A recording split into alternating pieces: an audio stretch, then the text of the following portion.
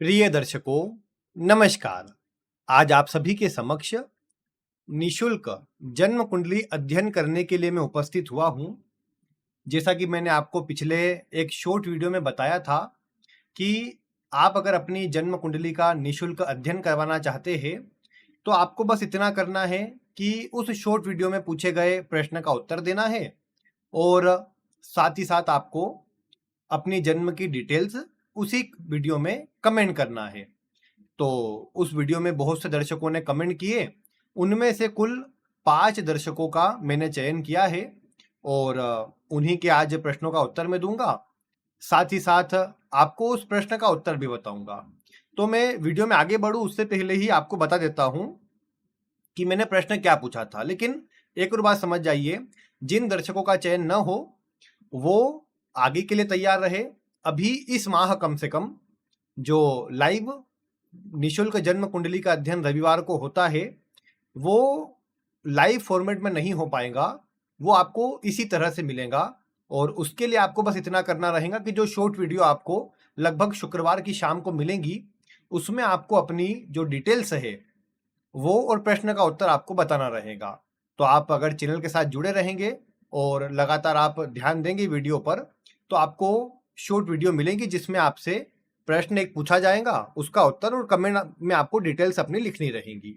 अब जो पिछली बार मैंने आपसे पूछा था वो अगर मैं आपको बताऊं, जिन दर्शकों ने उत्तर दिया था और जो भी आपने उत्तर दिया था उसके बारे में अगर मैं आपको बताऊं तो मैंने प्रश्न पूछा था कि मेष राशि के नई शुरुआत के गुण के कारण व्यक्ति के स्वभाव में कौन सी प्रवृत्ति देखी जाती है।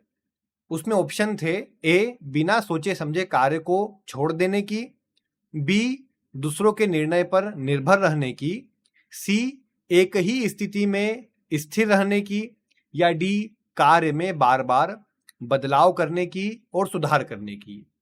तो यहां पर इसका सही उत्तर डी वाला है। चौथा उत्तर डी वाला, यानी कार्यों में बार बार बदलाव और सुधार करना, ये इसका सही उत्तर है।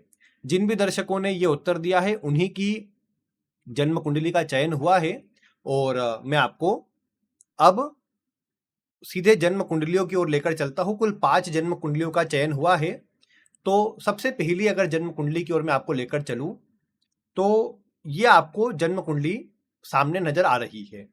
ये योगेश नाम से प्राप्त हुई थी और इनका प्रश्न केवल इतना था कि इनको नौकरी में संतुष्टि नहीं मिल पा रही है। आपको कुंडली दिख रही है वृश्चिक लग्न की और धनु राशि की कुंडली है। देखा जाए तो लग्न राशि का तत्व एक जैसा नहीं है, जो जीवन में मानसिक रूप से अशांत तो करता ही है। ऊपर से चंद्रमा मूल नक्षत्र का बैठा है। मूल नक्षत्र का चंद्रमा क्या करता है कि व्यक्ति को बेचैन, असंतुष्ट, थोड़ा निराशावादी कई बार बना सकता है। वैसे धनु राशि के अंदर ऊर्जा होती है, ज्ञान अच्छा होता है, सभी को सलाह देने का गुण होता है, लेकिन सपोर्ट कम मिलता है, ये बात तो आप जानते ही है। अब एक और बात है कि ये चंद्रमा जो है ना, ये चंद्रमा बैठा हुआ है 13 डिग्री पर। धनु राशि में 13 डिग्री पर बैठा हुआ चंद्रमा मृत्यु भाग में आता है। हाँ, मृत्यु भाग के बारे में मैंने आपको बताया है। वैसे मृत्यु भाग का प्रभाव ये पड़ता है कि ऐसा ग्रह जो भी मृत्यु भाग में हो उससे जुड़े संबंध, उससे जुड़ी देखे जाने वाली वस्तु व्यक्ति के पास हो करके भी नहीं होने के समान होती है। यानी जैसे चंद्रमा से माता का विचार होता है तो व्यक्ति के लिए कहा जाएगा कि आपकी जो माता है वो आपके जीवन में मतलब एक, उसको ऐसा नहीं बोल सकते कि बहुत मजबूत प्रभाव देने वाली रहेंगी। एक सामान्य मतलब प्रभाव बोल सकते हैं, या माता का बहुत ज़्यादा इन्वॉल्वमेंट जीवन में ना रहे, ये वाली बातें यहाँ पर कई बार कही जा सकती है। यानी उतना अच्छा प्रभाव चंद्रमा का नहीं आएगा मृत्यु भाग में होने पर। इसका उपाय यही है कि घर में शिवलिंग की स्थापना करवाई जाए, वो भी विशेषकर उस समय पर जब चंद्रमा धनु राशि का हो या सूर्य धनु राशि का हो तो अधिक उत्तम रहेगा। तो ये कोशिश करनी चाहिए। बाकी इसके अलावा मेन बात ये है कि असंतुष्टि का विचार करें तो आप देख पा रहे वर्तमान में चंद्रमा की ही महादशा है। अब चंद्रमा की महादशा तो व्यक्ति को चंचल, बेचैन करेंगे, लेकिन भाग्य का स्वामी है तो चलो इस कुंडली अनुसार तो अच्छा है। लेकिन अंतरदशा में कौन चल रहा है? तो अंतरदशा में शनि जैसा ग्रह चल रहा है। अब शनि जैसा ग्रह, चंद्रमा और शनि दोनों ही साथ मिलकर के वैराग्य वाले योग को उत्पन्न कर देते हैं। ऐसे में चंद्रमा में शनि की अंतरदशा मन में वैराग्य वाले गुणों को, असंतुष्टि को, और कहीं ना कहीं ये कहा जा सकता है कि मन में बेचैनी को बढ़ाने वाली रह सकती है। इस समय पर ज़्यादा जहाँ पर भी जुड़ते हैं मन लगता नहीं है, मन कुछ भी काम करने का करता नहीं है और फरवरी 26 से सितंबर 27 तक ये दशा रहने वाली है। तो अभी तो लंबा समय है, लेकिन यहाँ पर ये भी नहीं बोला जा सकता कि ये शनि अपनी राशि में होकर के खराब है। ये है अच्छे, लेकिन एक ही जगह पर एक ही स्थान में कोई विशेष मन यहाँ पर लगेगा नहीं, मन में बदलाव वाली स्थितियां उत्पन्न होंगी। वैसे तो मैं कहूँगा कि कहीं पर भी चले जाए लगभग प्रभाव ऐसा ही रहेगा।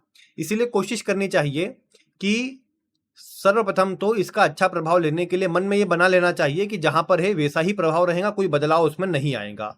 और दूसरे नंबर पर जो चंद्रमा में शनि की स्थिति है वो इस बात को दर्शाती है कि आप कहीं ना कहीं थोड़े कंफ्यूजन में, थोड़े उदास हताश रहेंगे, संतुष्टि की कमी आपको रहेगी। लेकिन उसके अलावा भी मैं ये बोल सकता हूँ कि इस समय पर कहीं पर भी जुड़ेंगे तो ऐसा ही रहेगा, इसलिए धैर्यपूर्वक जहां है वहीं पर बने रहा जाए तो अच्छा है। और कुछ उपाय ही करना चाहे जो मन को शांत रखे केवल, तो उसके लिए भगवान शिव की आराधना की जाए, जिसमें भी विशेषकर भगवान शिव पर दूध में काले तिल मिला के अर्पित किए जाए। यहाँ प्रैक्टिकल एक तरीका ये भी है कि मंदिर के बाहर या मंदिर में बैठने वाले लोगों को कुछ खाने की वस्तु का दान करना भी अच्छा रहेगा, मन में शांति और संतुष्टि प्रदान करेगा। ऐसे कोई भी काम करना जिससे मन प्रसन्नचित रहे वो यहाँ पर सबसे अच्छा है, और ऐसे ही कार्यों में आगे बढ़ना जातक के लिए सकारात्मक रहेगा, अच्छे परिणामों को देने वाला रहेगा। तो इस जातक के लिए यहाँ पर यह बात कही जा सकती है कि इनको बस ऐसा करना चाहिए। तो ये पहली कुंडली हुई जिसका चयन हुआ था। अब अगर दूसरी कुंडली की ओर मैं लेकर चलूं तो ये रवि नाम से कुंडली प्राप्त हुई थी, और डिटेल्स आप देख ही पा रहे हैं। इनका जो प्रश्न था वो गवर्नमेंट जॉब से जुड़ा है। अब गवर्नमेंट जॉब से जुड़ा प्रश्न है, सबसे पहले आप लग्न देखें तो आपको कुंडली मेरे हिसाब से नजर आ रही होंगी इसमें। मैं देख लेता हूँ एक बारी। नहीं, मैं आपको हाँ कुंडली बताता हूँ, ये कुंडली है इनकी। इस कुंडली में यदि आप देखेंगे तो रवि नाम से प्राप्त हुई थी, डिटेल्स आपको दिख रही है। अब इसमें यदि आप देखेंगे तो सिंह लग्न की कुंडली, राशि इनकी बनती है वृषभ राशि। अब सिंह और वृषभ का तुलनात्मक अध्ययन करा जाए तो ऊर्जा तो अच्छी रहेंगी ऐसे में, लेकिन मन में चंचलता बढ़ जाएंगी, और करियर को लेकर के थोड़ा अस्थिर प्रभाव देने वाला प्रभाव ये चंद्रमा दर्शाता है। चंद्रमा दशम में, उस पर शनि की दृष्टि भले उच्च का हो, लेकिन ये राजयोग भंग वाली स्थिति कही जा सकती है कि इसमें प्रभाव में कमजोरी आ जाती है। चंद्रमा है भी 12वें का स्वामी, जो चाहता है कि करियर में कुछ चाहिए अगर आपको तो अनकंफर्टेबल होना पड़ेगा, आलस या लापरवाही से कुछ प्राप्त नहीं होगा। वैसे भाग्य अच्छा है, ग्रह अवस्था अच्छी है, लग्न में सूर्य मंगल का पराक्रम योग सरकारी क्षेत्रों में उच्च पद, शासन प्रशासन में मजबूत पकड़ को दर्शाता है। और ये कहा जा सकता है कि वैसे शनि मंगल का कनेक्शन इस कुंडली में ज्यादा है, तो किन्हीं टेक्निकल कार्यों की ओर बढ़ना, और गवर्नमेंट में भी ऐसे किसी क्षेत्र में जहां पर कुछ टेक्निकल वर्क करना हो, ऐसे क्षेत्र में ज्यादा अच्छी सफलता के योग है, और उनमें अगर व्यक्ति आगे बढ़े तो ज्यादा उन्नति प्राप्त कर पाएगा, ज्यादा अच्छे परिणाम प्राप्त कर पाएगा। यहाँ यही है कि चंद्रमा शनि मिल करके आसानी से कुछ मिलने नहीं देंगे, और काम होने के पहले अगर ज्यादा लोगों को बता दिया तो वो काम भी नहीं बनेगा। राहु के अष्टम में होने से शेयर मार्केट, लॉटरी, सट्टा, जुआ, आकस्मिक लाभ या बिना मेहनत के, कम मेहनत के जल्दी प्रभाव मिल जाने वाली प्रवृत्ति रहेंगी जो व्यक्ति को रोकेंगी। हालांकि मैं समझता हूं कि ऐसी अवस्था के अंदर तो मैंने व्यक्ति को रेलवे वगैरह जैसे क्षेत्र के अंदर भी अच्छी पोस्ट या अच्छे पदों पर देखा है। तो अगर ऐसा व्यक्ति प्रयास करे इन क्षेत्र के अंदर तो निश्चित रूप से सफलता प्राप्त कर सकता है, अच्छा नाम, अच्छा सम्मान प्राप्त कर सकता है, जो कि व्यक्ति के लिए बहुत अच्छा रहेगा। दशा सपोर्टिंग है, और आगे चल करके गुरु में लगने वाली शुक्र की दशा जो कि मई 26 से लगेंगी और लगातार अगले 2.5 वर्ष का प्रभाव लगभग रहेंगी, जो कि बहुत अच्छा समय है जातक के लिए। और मैं कहूँ कि दशमांश कुंडली के भी दशम अपने चतुर्थ भाव में गुरु शुक्र का योग है, शुक्र वहां बलवान है, गुरु भी दशम भाव से जुड़ रहा है। तो ऐसी अवस्था के अंदर ये एक अच्छा समय रहेगा व्यक्ति के करियर में कुछ नाम अर्जित करने के लिए, और कम मेहनत में अच्छी सफलता, अच्छा सम्मान बनाने के लिए। तो ये मैं समझता हूँ इनके लिए अच्छा है। खुद के घर बनाने के योग भी शुक्र के समय पर बन सकते हैं। वैसे नीच राशि का ग्रह अधिकतर व्यक्ति को किराए के घर पर रखता है, या कई बार फिर सरकारी क्वार्टर या किसी अन्य के अधीन रखता है, ये बात देखने को मिली। तो यहाँ पर ऐसा बन सकता है, और अगर ऐसा प्रभाव बनता है तो फिर अपना घर बनाने में थोड़ा देरी का सामना करना पड़ेगा, और संभवतः अगले 4-5 वर्ष जब तक मंगल नहीं आता तब तक फिर धैर्य रखना ही पड़ेगा, तब जाकर ही काम बन पाएगा। क्योंकि गुरु में मंगल का समय सर्वोत्तम समय रहेगा जीवन का, और यह समय विशेष उन्नति और सफलता दिलाने वाला भी रहेगा।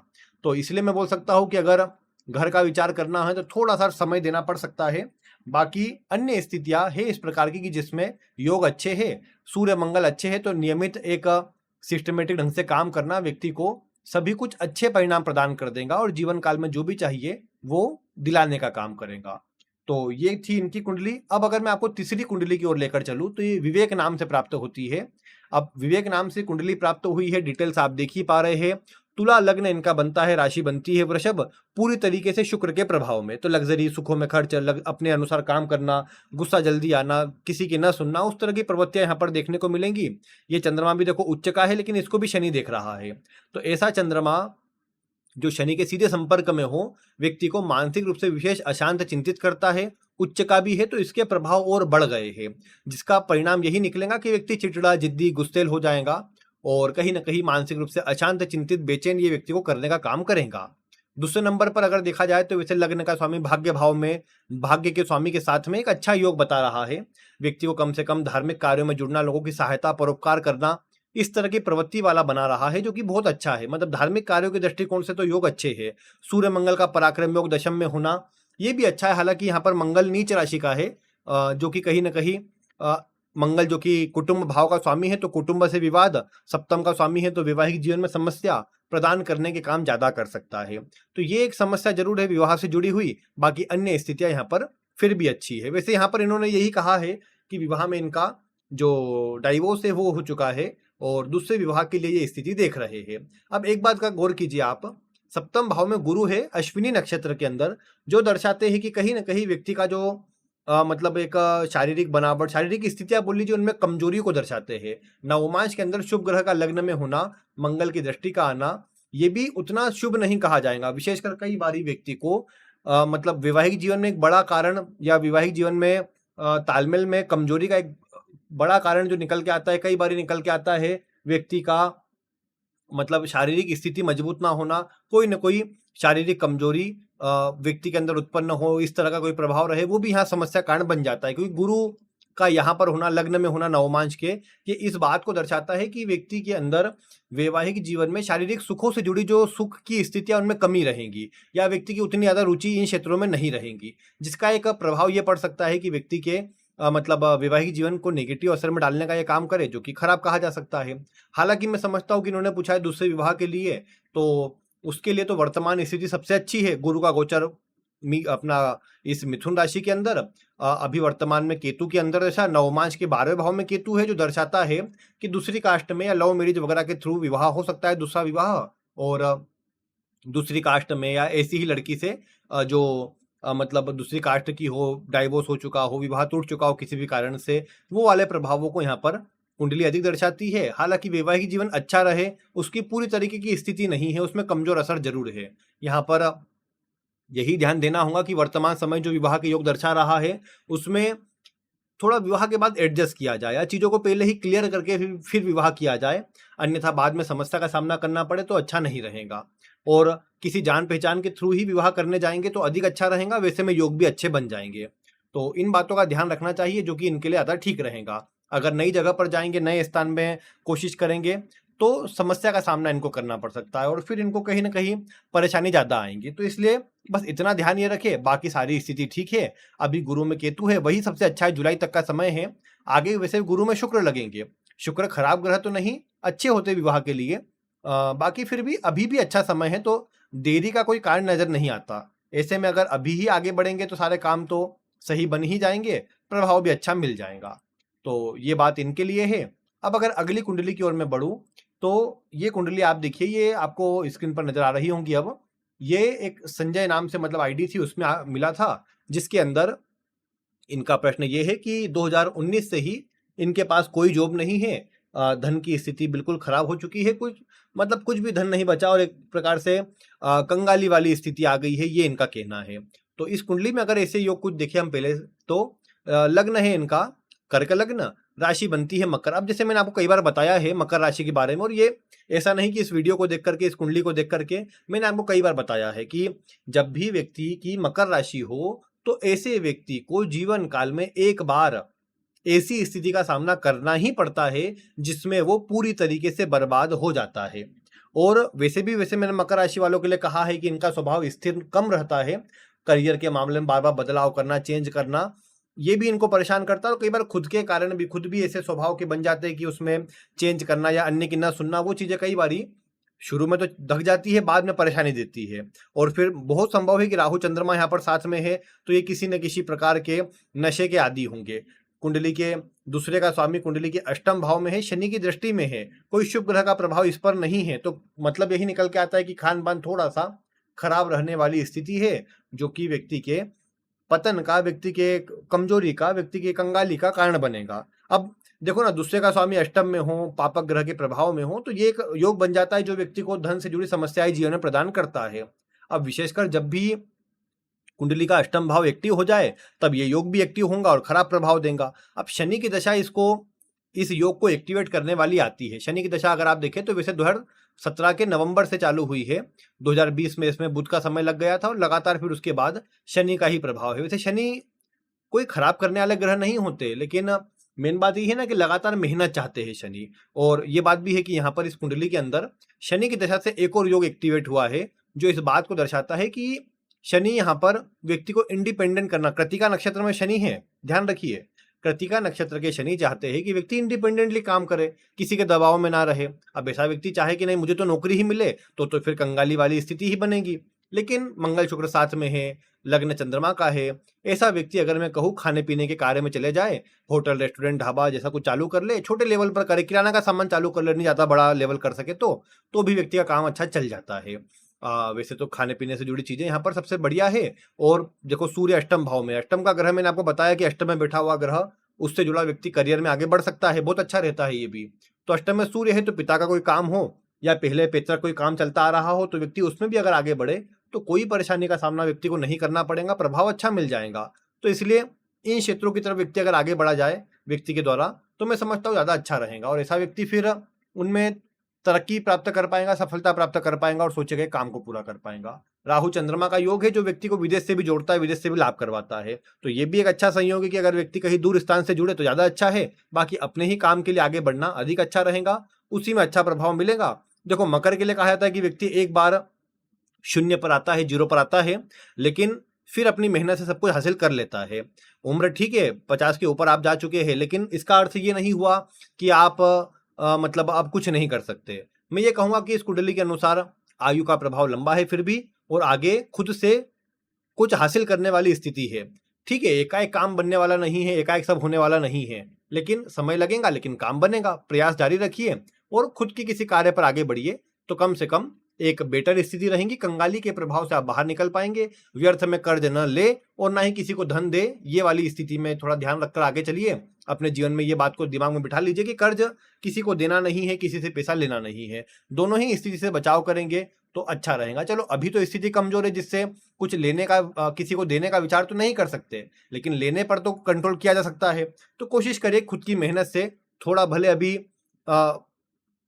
अभावों में जीवन जी लीजिए, लेकिन कर्ज में न फंसिए तो अधिक ठीक रहेगा। तो इन बातों का अगर ध्यान रखा जाए तो मैं समझता हूँ बाकी सब ठीक है, कोई समस्या नहीं, बाकी सारा प्रभाव अच्छा भी है। तो ये थी इनकी कुंडली। अब आज की आखिरी कुंडली, और मैं आपको बता दूं ये जो कुंडली है, ये वाली कुंडली किसी भी मतलब उस वीडियो से नहीं ली गई है।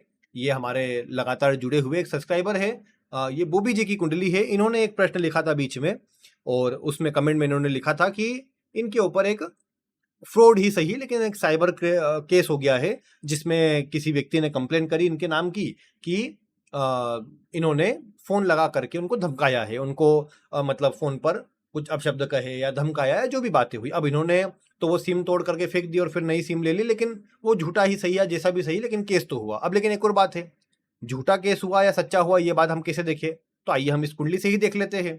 इस कुंडली में लग्न बना है मेष लग्न। अब देखो मेष लग्न है, राशि बनती है वृषभ राशि। अब मेष लग्न है, लग्न का स्वामी पंचम भाव में किसी पापक ग्रह के प्रभाव में नहीं है, ये ठीक स्थिति है। मतलब ऐसा शनि की दृष्टि आ रही है इसके ऊपर, लेकिन मतलब ऐसी प्रवृत्ति नहीं दर्शाता कि जिसमें किसी का बुरा करना, अहित करना शामिल हो। यहाँ पर लग्नेश पंचम भाव में अच्छे कहे गए हैं, व्यक्ति को क्रिएटिव, ज्ञानी और परिस्थिति को समझ बूझकर चलने वाले बनाते हैं, जो कि एक अच्छा योग है। यहाँ चतुर्थ में मन का भाव, कुंडली का चतुर्थ भाव है और मन के भाव में गुरु बैठे हुए हैं। अब इस गुरु का विचार किया जाए तो ये गुरु व्यक्ति को कहीं ना कहीं थोड़े धार्मिक, ईमानदार, अच्छा कर्म करने वाले, जनता के लिए सोचने वाले, जनता के लिए अच्छा करने वाले बनाते हैं। तो ऐसा व्यक्ति भी किसी के लिए बुरा करे, अहित करे, लगता नहीं है। अब इसमें एक बात है, लेकिन इस कुंडली के अंदर राहु और चंद्रमा साथ में है। अब राहु और चंद्रमा वाला व्यक्ति, कहीं ना कहीं ये बात देखने को मिल जाती है कि व्यक्ति को धोखे, मैंने कई बार बताया राहु चंद्रमा की युति में कि व्यक्ति को धोखे कई बार मिल जाते हैं बहुत अधिक मात्रा में। व्यक्ति के साथ छल होना, कुछ न कुछ अन्य से नुकसान होना, धोखे मिलना, इस तरह की बातें, मतलब अधिक फ्रॉड वाला जो केस है ना, वो यहाँ बढ़ जाता है। और अब राहु चंद्रमा है, अब वैसे डिग्री वाइज अगर आप देखेंगे तो डिग्री वाइज अंतर है इनमें। लेकिन क्या होता है ना कि कभी भी आप देखेंगे कि भले किसी योग में डिग्री वाइज अंतर आपको नजर आए, भले लग रहा हो कि नहीं ये तो दूर दूर है, इनका प्रभाव नहीं मिलेगा, लेकिन दशा दशा सबसे बड़ी होती है और दशा का प्रभाव जब मिलता है ना तो वो असर एक्टिवेट हो जाता है। अब एक बात देखिए, आप गौर करिए कि गुरु बैठे हुए यहाँ पर चंद्रमा की राशि में, चंद्रमा कौन, जो कि राहु के साथ बैठा हुआ है। तो इस गुरु के प्रभाव में राहु चंद्रमा एक्टिव है। जब चंद्रमा आएगा तब तो राहु चंद्रमा दोनों एक्टिव होंगे ही, जब शुक्र आएगा तब तो राहु चंद्रमा एक्टिव होंगे ही। लेकिन गुरु के आने से भी राहु चंद्रमा एक्टिव है, क्योंकि गुरु जो है वो चंद्रमा की राशि में और चंद्रमा राहु के साथ में है। तो ये जो लिंक, एक सर्किट कंप्लीट हो रहा है, और ये जो सर्किट है ना, ये यहाँ पर व्यक्ति के इस नेगेटिव प्रभाव को एक्टिवेट कर रहा है। अब लेकिन यहाँ बड़ी परेशानी व्यक्ति को कभी नहीं आएंगी। क्यों नहीं आएंगी? क्योंकि जो चंद्रमा है वो भी अपनी उच्च राशि का है, और गुरु भी जो है वो भी उच्च राशि का है, और ऊपर से लग्नेश के साथ में न छठे भाव के स्वामी का कोई कनेक्शन है, और न ही यहाँ पर ये बोल सकते हैं कि 12वें के स्वामी का कोई कनेक्शन लग्नेश के साथ में है। तो लग्नेश यहाँ पर साफ सुथरा बैठा हुआ है, जिसका अर्थ क्या है कि व्यक्ति का हमेशा बचाव होगा। भाग्य का स्वामी उच्च राशि में बलवान होकर बैठा है, इसका अर्थ भी क्या है कि व्यक्ति का बचाव होगा, व्यक्ति का भाग्य साथ देगा। परिस्थिति जब भी विपरीत होंगी तो व्यक्ति की सुरक्षा हो जाएगी। तो ये एक अच्छा योग बना हुआ है, जिसे मैं समझता हूं कि व्यक्ति के जीवन में उसे हमेशा इस तरह की चीजों से बचाने का काम करेगा। लेकिन व्यक्ति को, अब देखो, ये तो परेशानी व्यक्ति के द्वारा क्रिएट की गई नहीं है, लेकिन फिर भी ये बोल सकता हूं कि कई बारी ऐसी स्थिति हो सकती है कि जिसमें व्यक्ति के द्वारा किए गए किसी सही काम का गलत मतलब निकाल लिया जाए। अब अभी के समय पर देखेंगे तो जनवरी से ही केतु का प्रभाव भी चालू है, तो जो केतु भी अष्टम भाव में नेगेटिव ग्रहों का जो एक साथ एक्टिवेशन होता है, तो कई बार वो नेगेटिव प्रभाव को बढ़ा देते हैं। तो अब जो समय था, जो प्रभाव था, वो निकल गया। अब तो शुक्र लग गए हैं। शुक्र इस कुंडली के अंदर जरूर कारक नहीं होते, मारक बल्कि बोलते हैं इनको, लेकिन मैं बोलूंगा कि फिर भी उतने नेगेटिव नहीं है। अपनी राशि के बैठे हैं, बढ़िया बैठे हैं, अच्छा प्रभाव ही प्रदान करेंगे, तो उतनी दिक्कत नहीं है। हाँ, इस कुंडली में मेहनत संघर्ष के योग है थोड़े, लेकिन फिर भी व्यक्ति अपने जीवन काल में अच्छा कर सकता है। लगातार एक जगह पर प्रयास करके अच्छी सफलता व्यक्ति अर्जित कर सकता है। तो इसलिए यही कहा जाएगा कि बाकी सब योग भी ठीक है, बाकी सब प्रभाव भी ठीक है। बस व्यक्ति को चाहिए कि अब आगे ऐसी कोई स्थिति न बने, उसके लिए थोड़ा कोई भी काम सचेत सावधान रह करके करे, और अच्छे परिणामों के लिए थोड़ा राहु को शुभ रखे। राहु की दिशा लंबी अभी, और बीच बीच में राहु ऐसे छल करने के काम ज्यादा करेगा। राहु को अच्छा रखने का सबसे अच्छा तरीका है भगवान शिव की आराधना करना, और गणपति पर दुर्वा की माला बनाकर अर्पित करना। ये दो कार्य व्यक्ति लगातार करते रहे। राहु चंद्रमा है तो माता का सम्मान, माता से प्रेम, माता से लगाओ जितना रहेगा उतना अच्छा। वैसे कई बार अब राहु चंद्रमा है तो व्यक्ति को ये भी देखने को मिलता है कि दो माता का सुख मिलता है। कहा था कि व्यक्ति को दो माता का सुख मिलेगा, या कई बार जिसे व्यक्ति को ये बोल सकते हैं कि साथ में मान लीजिए व्यक्ति की जो ताई जी भी रहती थी तो उन्होंने भी माता समान प्रेम दिया। कई बार ऐसा होता है कि अब स्वयं की माता की डेथ हो गई या जो भी स्थिति बनी, लेकिन फिर पिता ने दूसरा विवाह कर लिया, तो उसमें कई बार दो, मतलब माता का सुख हुआ, इस तरह की बातें। लेकिन माता या स्त्री वर्ग से सम्मानित अपने संबंध रखना और उनका सम्मान करना, ये व्यक्ति के लिए सबसे ज्यादा जरूरी है, और जितना अधिक व्यक्ति ऐसा करेगा उतना अधिक अच्छा रहेगा। तो ये कुछ बातें हैं इनकी कुंडली से जुड़ी हुई, और यही वो 5 कुंडलियां थी जिनका आज मैंने आपके समक्ष चयन किया था, जिसका मैंने आपके समक्ष आज प्रभाव बताया है। आपका भी वीडियो में अगर आप चयन करवाना चाहते तो इस वीडियो में आप कमेंट कर दीजिए, और आगे जब मैं शॉर्ट वीडियो दूंगा तो उसमें भी आप कमेंट करिएगा। बाकी आज की इस वीडियो को आपने देखा उसके लिए आपका बहुत बहुत धन्यवाद, और आगे भी ऐसी ही वीडियो के लिए आप चैनल को सब्सक्राइब कीजिए, वीडियो को लाइक कीजिए। बाकी मिलते हैं ऐसी ही किसी अन्य वीडियो में। वीडियो देखने के लिए आपका बहुत बहुत धन्यवाद।